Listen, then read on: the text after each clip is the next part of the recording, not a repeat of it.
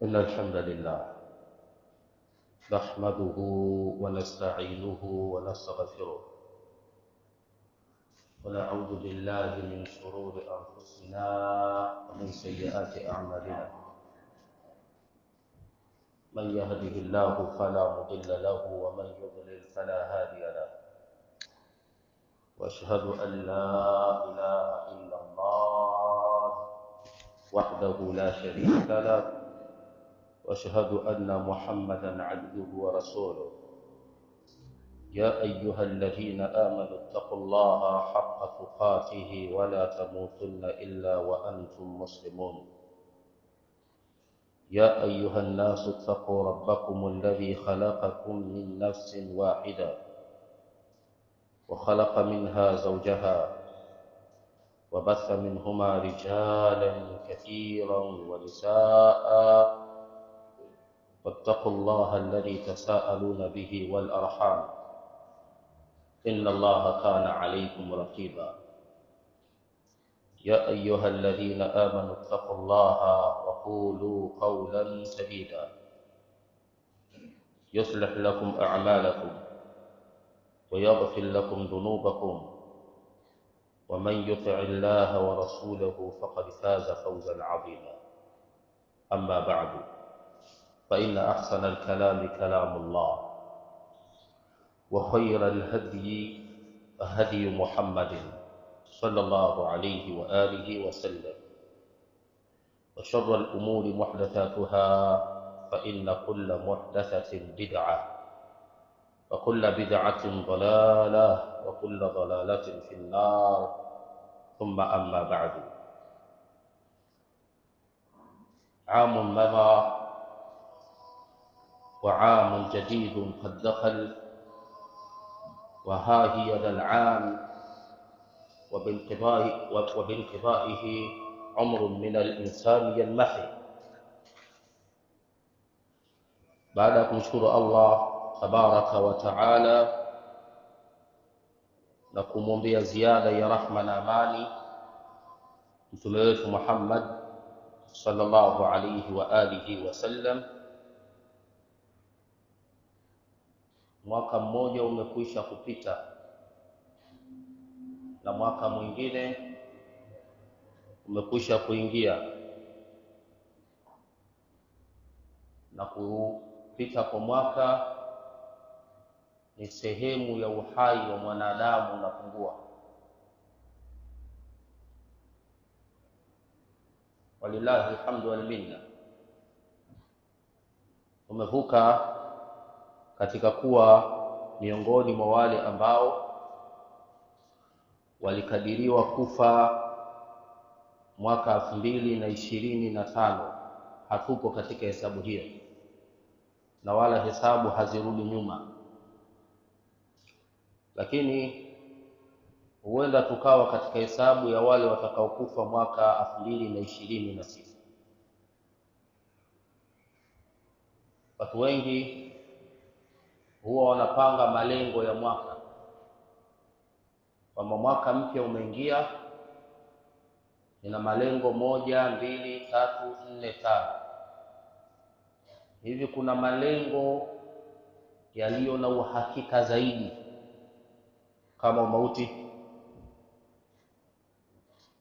Mengine yote utakayoyapanga ni mipango ambayo ina ihtimali ya kuwezekana na kutokuwezekana, kufaulu na kufeli. Lakini malengo ya mauti yana uhakika usiokuwa na shaka, hakika tutakufa. Kadhia ipo kwamba nani anatangulia nani anafuata, lakini akidan Allah tabaraka wa taala yukhatibu nabiyahu Muhammadan sallallahu alayhi wa alihi wasallam, anamwambia afa in mitta fahumul khalidun, ikiwa kama wewe utakufa, je wao watabakia milele? Kana kwamba katika mafuhumu al-mukhalafa, ufahamu kinyume chake, kama wewe umekufa na umuhimu wako katika dunia, basi hakuna haki ya mtu yoyote mwingine kubaki. Na ndivyo ilivyo. afa in mitta fahumul khalidun, kwani wewe ukifa wao ndio watabakia milele? Ndugu katika imani, Allah ametukamilishia mwaka 2025 katika hesabu yetu ya dunia, na ametukurubisha katika mwaka 2026 tuendelee kujihesabu kidunia. Kumbukizi za miaka hii zinaegemezwa kwa Nabiyullah Isa ibn Maryam. Inaegemezwa, tarehe hii iliwekwa kwa kumbukizi la kuondoka kwake yeye, au kwa kumbukizi la kuzaliwa kwake yeye. Yuko wapi hivi sasa Isa mwana wa Maryam? Yupo katika kaburi, na katika mtazamo wa kwamba bal rafa'ahu Allahu ilayhi, Allah amemnyanyua. Alipo sasa hivi ana miaka 2026 tokea kanyanyuliwa, na kama angekuwa ni mkazi wa kaburini, angekuwa ndani ya kaburi lake mpaka sasa tunapozungumza ni miaka 2026.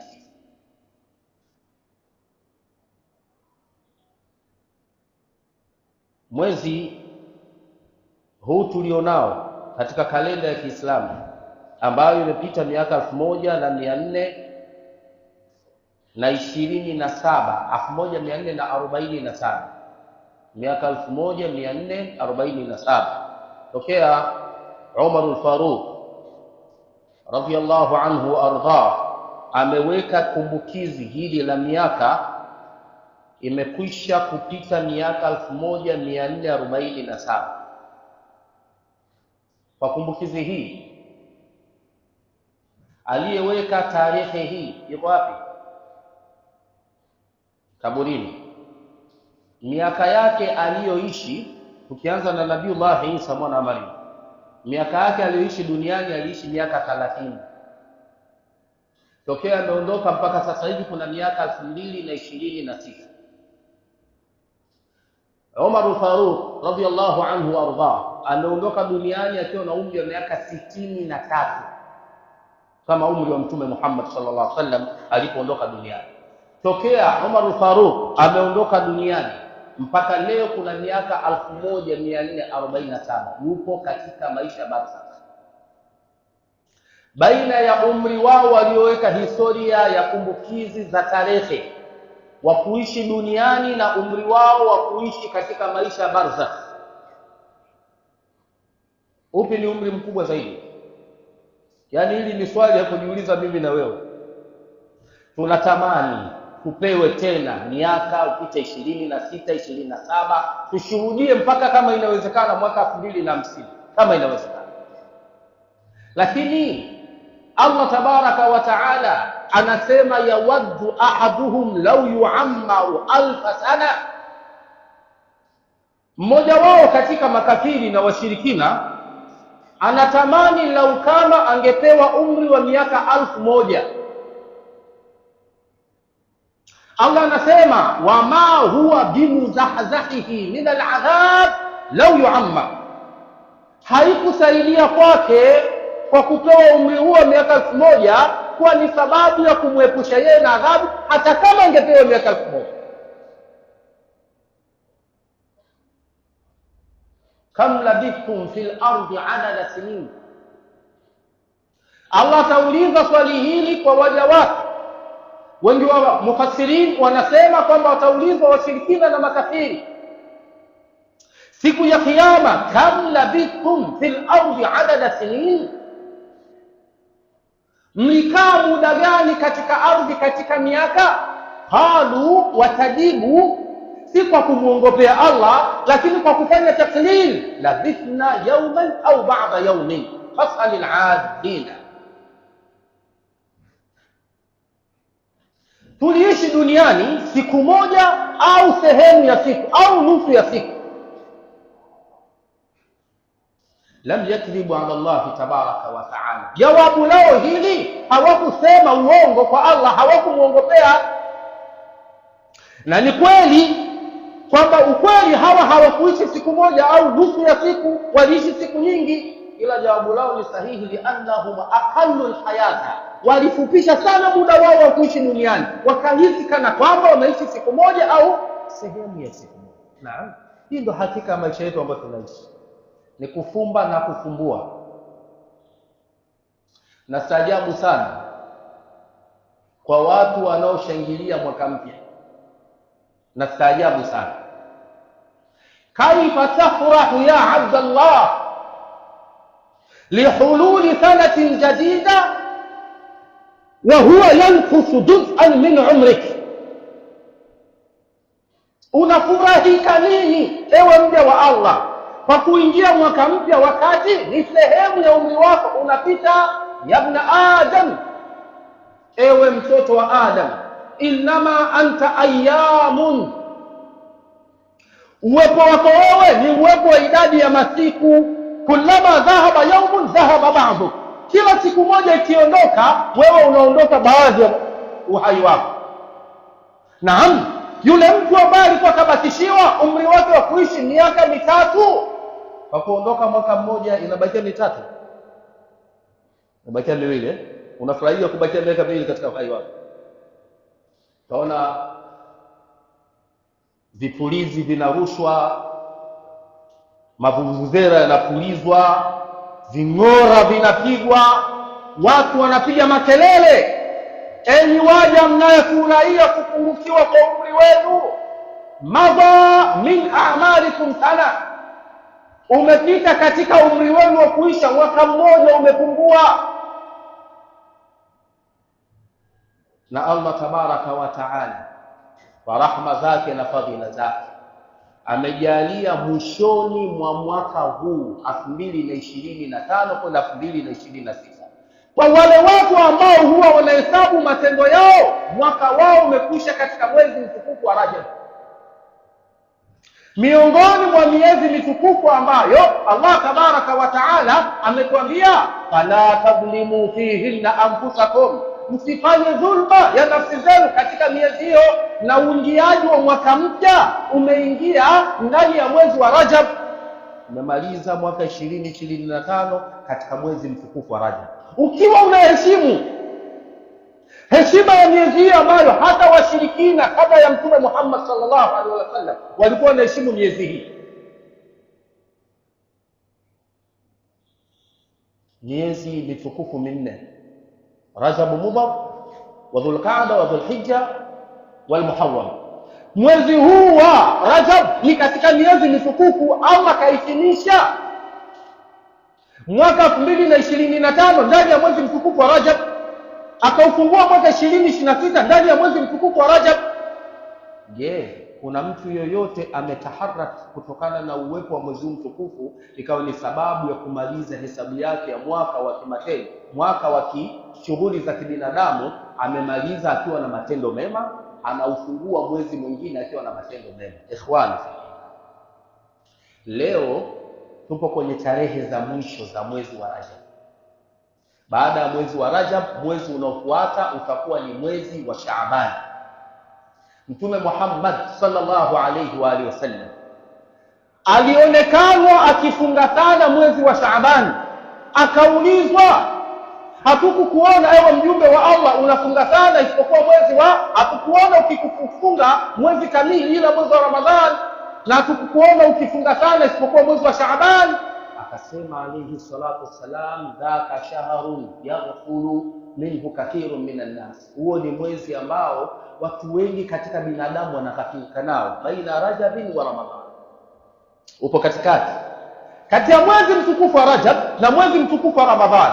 Kuna watu wanadhibiti mipaka yao ya kidini katika mwezi wa Shaaban kwa kuogopa fala tadhlimu fihinna anfusakum, lakini watu wanakuwa sabubu sana katika mwezi wa Ramadhan. Kwa hiyo wanaona hapa kwenye Shaaban hapa ni sema kujiachia. Mtume anasema huo ni mwezi ambao watu wengi wanaghafilika ndani yake. wa turfa'u fiha al-a'malu ila rabbil alamin. Mwezi huu wa Shaaban kwa kuwazindua ndio mwezi ambao huwa yananyanyuliwa matendo ya waja mwaka mzima kupelekwa kwa Allah. Fa ana uhibbu an yurfa'a 'amali wa ana sa'im, mimi ninapenda yanyanyuliwe matendo yangu hali ya kuwa nikiwa nimefunga. Hitimisho la mwaka wa kimatendo kwa Waislamu, hitimisho la mwaka wa kimatendo kwa Waislamu ni mwezi wa Shaaban ambao unakuja siku 12 13 zijazo. Tunaingia mwezi wa kuhitimisha matendo ya mwaka. Mtume Muhammad sallallahu alaihi wasallam kwa kujua kwamba matendo yake yananyanyuliwa ya mwaka mzima, katika wakati wa Shaaban akawa anaadhimisha kwa kufunga, ili khitamu ya matendo yake yawe na muhuri wa kuwa yeye kafunga. Hata siku za Jumatatu na Alhamis, katika moja ya riwaya alipoulizwa kuhusiana na kufunga Jumatatu na Alhamis, akasema hizo ni siku ambayo turfa'u fiha al-a'malu ila rabbil alamin, hunyanyuliwa ndani yake katika masiku hizo matendo kupelekwa kwa Rabbul alamin. Kwa hiyo ninapenda matendo yangu yapelekwe katika hesabu ya wiki hali ya kuwa nimefunga. Fahadha nabiyullahi Muhammad ibn Abdullah sallallahu alaihi wasallam ahabba an yurfa amalihi wa huwa sa'im. Huyu ni mtume wa Allah, sala na salam za Allah ziwe juu yake, alikuwa anapenda matendo yake yanyanyuliwe kwa Allah yakiwa na hitimisho, yana muhuri wa saumu. Kuna hali gani mimi na wewe ambao hatuzihesabu nafsi zetu umuman, na kama tunazihesabu nafsi zetu basi huwa tunazihesabu katika hali ya ujanja. Ndugu zangu katika imani, madha min a'malina sana, tumemega katika umri wetu wa kuishi mwaka mmoja. Fahal yakunu shahidan lana au shahidan alayna, je, huu mwaka mmoja uliokatika utakwenda kututolea ushahidi wa kututetea au utakwenda kututolea ushahidi wa kutuangamiza?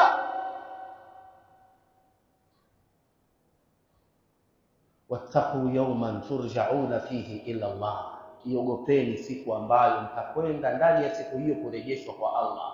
Thumma tuwaffa kullu nafsin ma 'amilat ma kasabat wa hum la yuzlamun, kisha italipwa kila nafsi katika siku hiyo kwa kile ambacho imekichuma, na waja siku hiyo hawatadhulumiwa chochote mbele ya Allah tabaraka wa taala.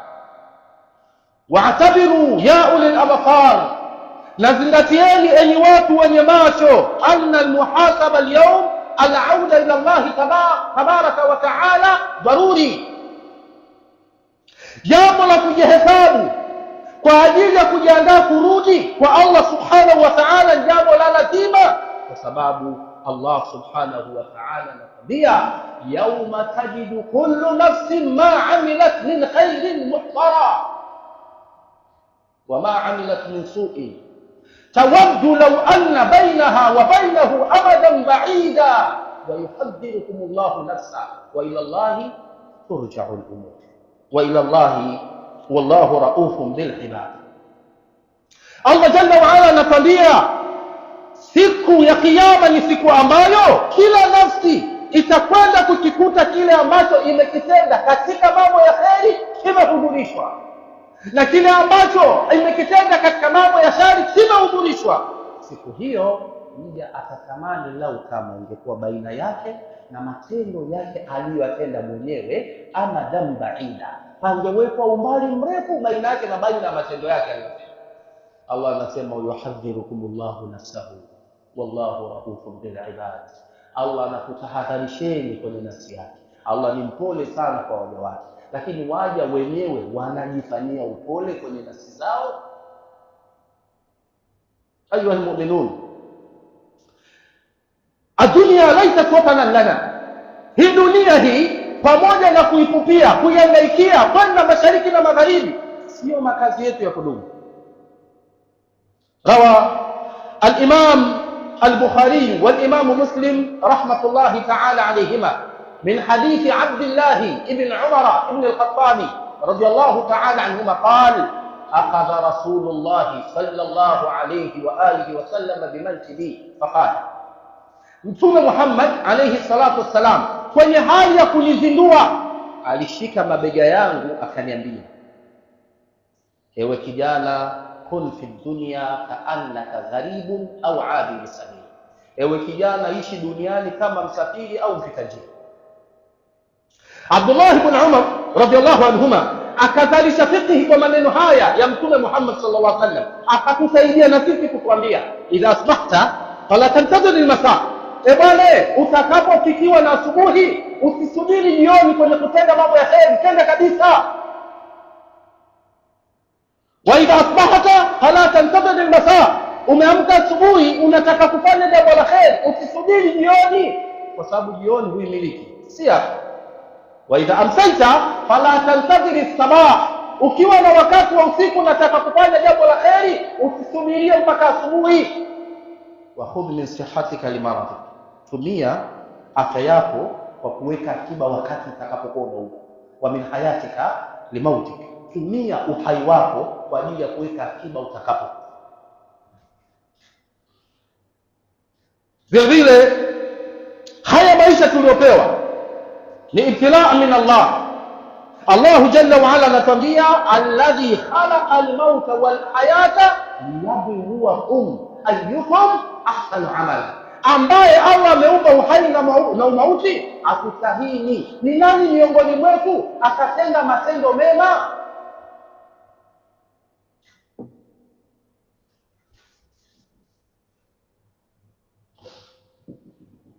Alhamdulillahi rabbil alamin والعاقبة للمتقين ولا عدوان إلا على الظالمين وصلى الله وسلم على إمام المرسلين نبينا محمد بن عبد الله وعلى آله وصحابته أجمعين أما بعد.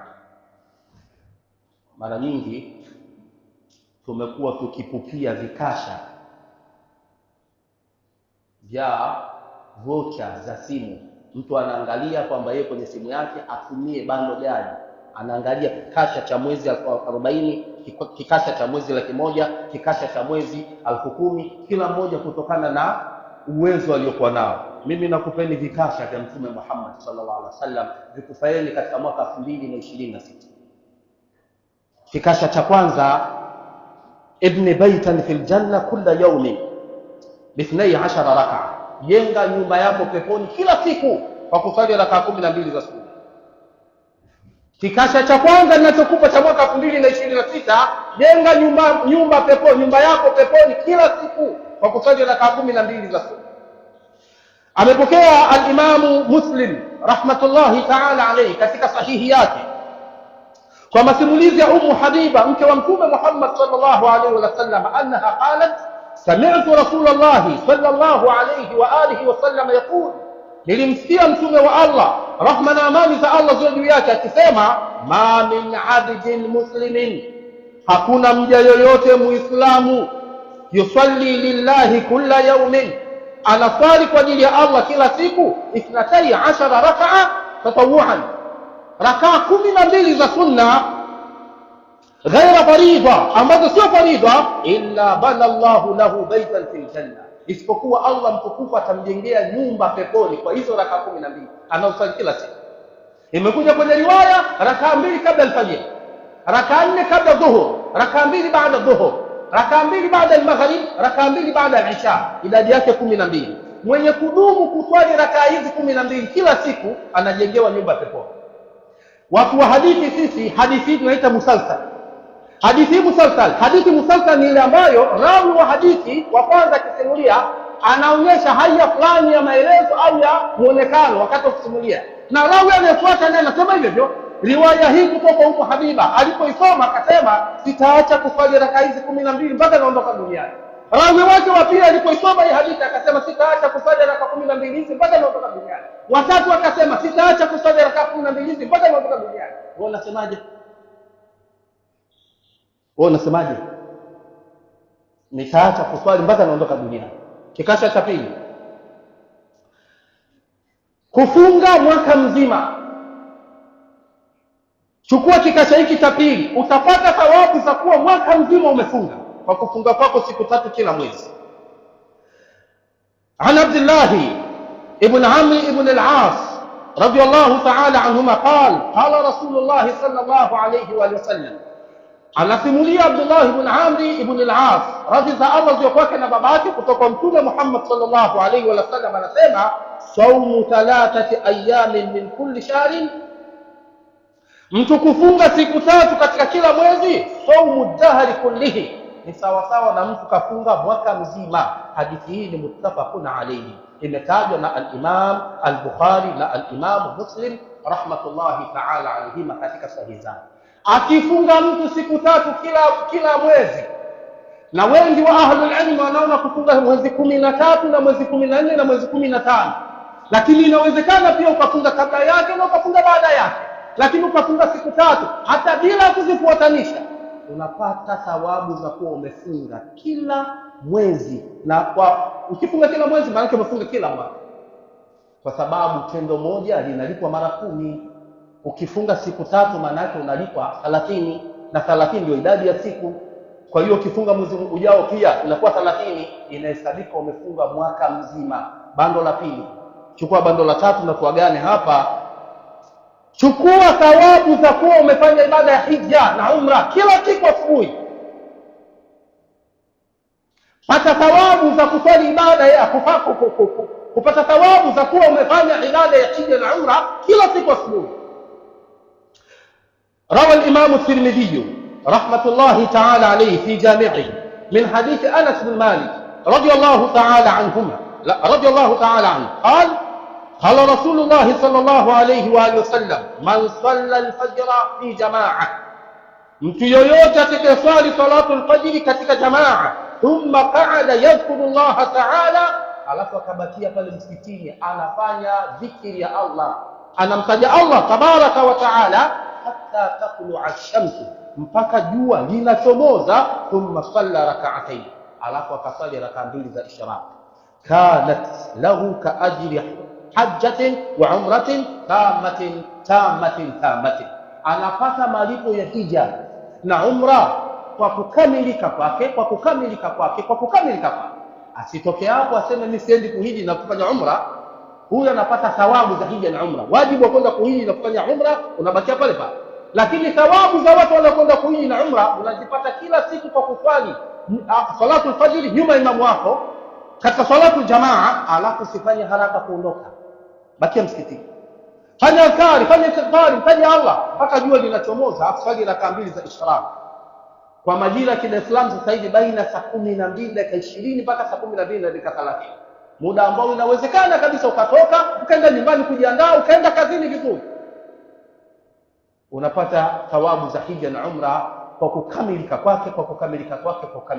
Ikhwani fil iman, muda umenitupa mkono, lakini nilikuwa na vikasha vingine vingi ambavyo vingeweza kukusaidia kuanzia hapa kutengeneza mwaka wako kwa uzuri, kuhitimisha mwaka wako katika mambo yaliyokuwa mema, kwa sababu uhai ni dhamana, maisha ni dhamana. Hakuna mtu mwenye uhakika wa kudiriki mwaka ujao.